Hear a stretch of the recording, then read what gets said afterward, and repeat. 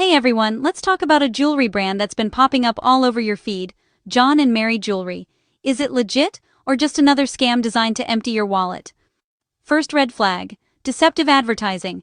If you've seen those heart-wrenching ads with an elderly couple saying they're closing down or lost a partner, it's almost always a ploy. The photos are usually AI generated, and the story? Completely made up to tug at your heartstrings and force you into a quick buy. Now let's talk quality. Hundreds of buyers have reported that what they received was basically Chinese junk. Plastic that looks nothing like what was advertised. Dig a little deeper and you'll find the exact same items on budget sites like Temu, often for a fraction of the price. Got a problem with your order? Good luck. This company is notorious for ghosting customers. If they even respond, they'll offer you a tiny partial refund, think 30 to 50%, and insist you pay for shipping back to China. Spoiler. That's often more expensive than the jewelry itself. Here's where it gets even sketchier.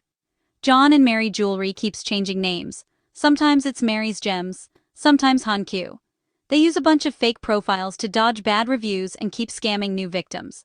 Don't mix them up with real brands though. For quality jewelry, check out John Medeiros Jewelry Collections, made by Mary, John Greed Jewelry, or the Mary John Shop on Etsy. These are legit, with positive reviews and real customer service. And here's my pro tip. Do a reverse image search on any social media ad before buying.